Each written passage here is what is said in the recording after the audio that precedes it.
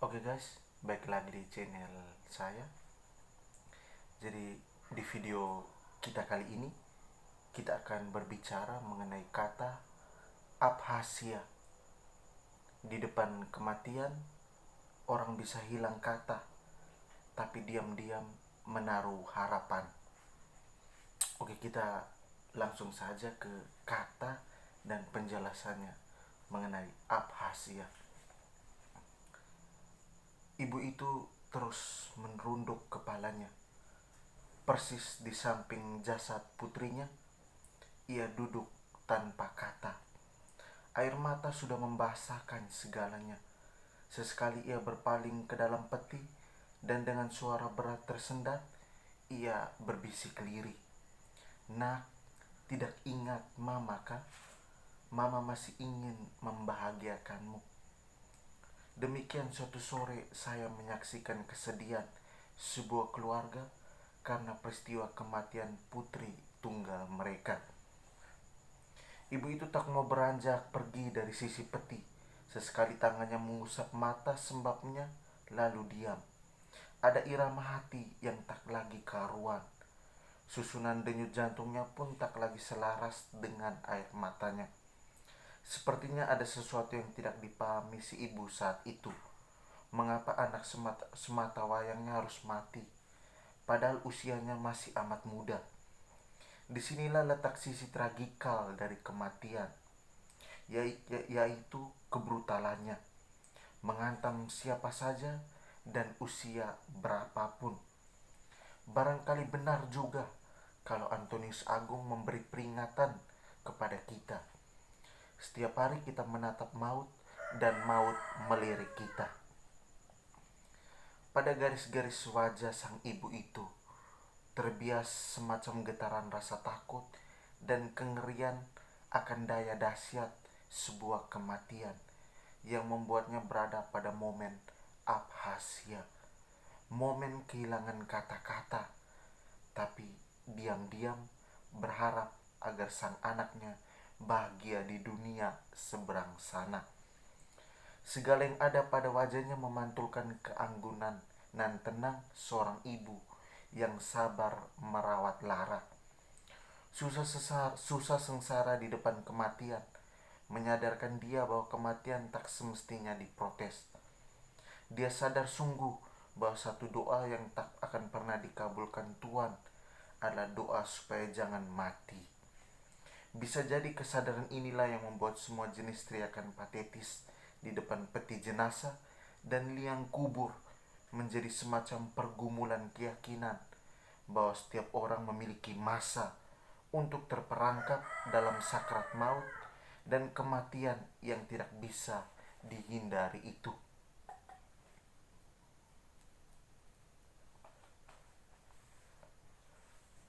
Peti jenazah pun liang kubur tidak lagi hanya menyembunyikan kehidupan, tetapi juga serentak tempat jumpa hasrat manusiawi dan wahyu ilahi. Hasrat untuk membebaskan diri dari segala macam kehiruk pikukan duniawi dan wahyu surgawi tentang hidup abadi sesudah letih lesu di bumi ini. Liang kubur dan peti jenazah juga tidak lagi hanya sebagai penutup segala macam kegemerlapan dunia yang mempesona, kilauan harta yang menggiurkan, atau puja-pujian yang triumfal selama hidup, tetapi juga serentak sebagai tanda bahwa segala sesuatu mesti ada batas akhirnya, yaitu kematian. Kematian bisa membuat kita takut, apalagi datangnya tak disangka-sangka. Takut pada kematian berarti takut pada ketiadaan. Yang membuat kita takut di sini sebenarnya bukan saja kematian itu, tetapi juga imajinasi kita tentangnya. Ruangan tangis di depan kematian bukanlah ekspresi liar dari kesedihan yang membuncah, yang kebetulan diteriakan, tetapi dilihat sebagai jenis kesedihan mulia dan saleh yang dipadukan dalam sebuah cita rasa melankolis yang muncul oleh kesadaran bahwa segala sesuatu mesti berakhir di sini, di liang lahat.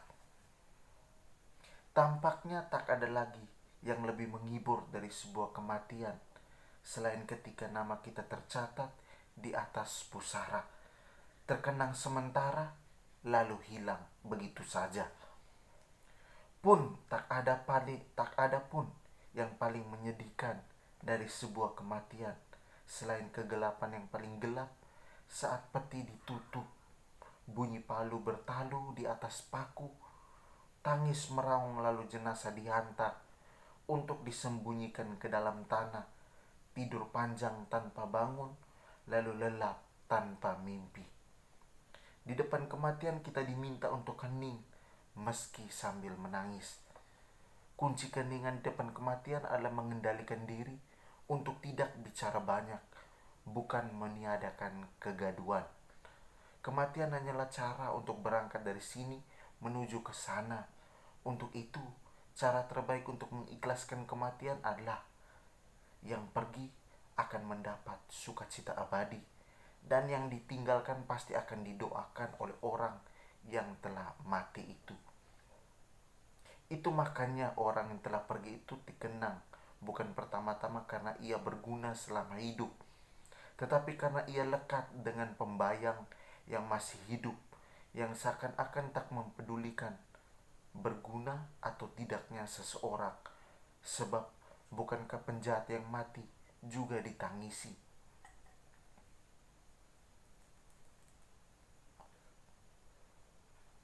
Di depan kematian, kita acap kali hilang kata, hilang bentuk, hilang remuk, berkabung atas kematian.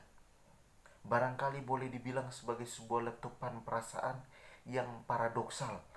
Di satu sisi membutuhkan keikhlasan untuk menerima bahwa kekurangan yang paling ultim dalam kehidupan adalah kematian. Dan di sisi lain adalah kesetiaan untuk tetap mengenang orang yang telah pergi itu, meskipun tanpa berharap akan kembali lagi. Untuk itu, berkabung bukanlah sesuatu yang harus tergesa-gesa dituntaskan.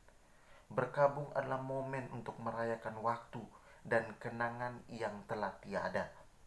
Untuk itu yang paling dibutuhkan dalam berkabung adalah kesediaan untuk menerima sebuah kehilangan.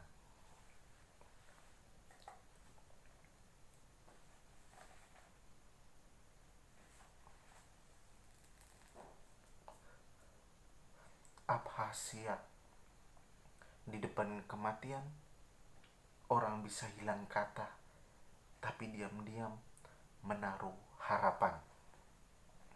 Tentu, setiap kita tidak menginginkan kematian atau tidak mendambakan, mengharapkan akan adanya sebuah kematian.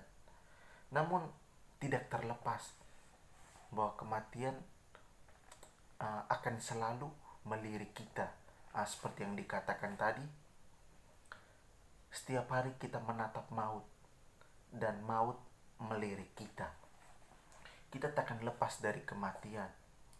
Untuk itu adanya sebuah harapan dalam diri bahwa kematian merupakan suatu perpindahan antara kita, waktu kita di sini, kita yang berziarah di bumi ini, akan ke alam sana, ke tempat yang di sana, ke tempat yang telah dijanjikan.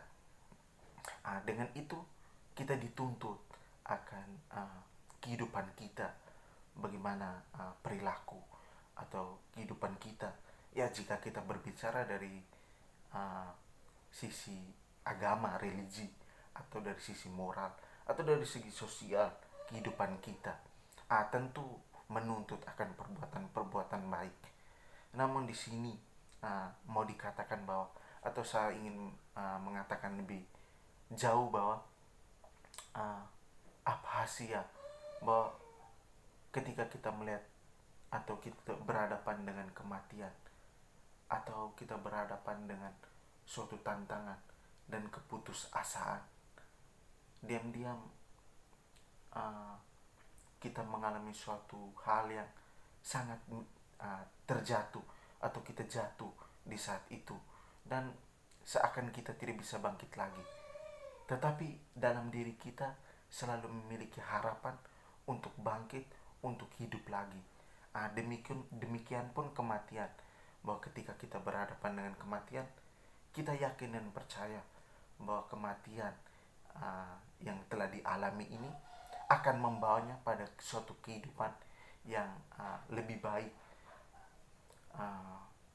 Kematian di sini juga bukan kematian yang dalam arti di peti jenazah, bahwa kita bisa artikan juga kematian ini dalam arti atau konteks kejatuhan kita, pengalaman keruntuhan atau pengalaman terjatuh kita, bahwa ketika kita sudah merasa tidak berdaya atau merasa sudah lemah, pasrah, namun selalu saja ada api atau selalu ada cahaya harapan yang membawa kita untuk harus bangkit lagi.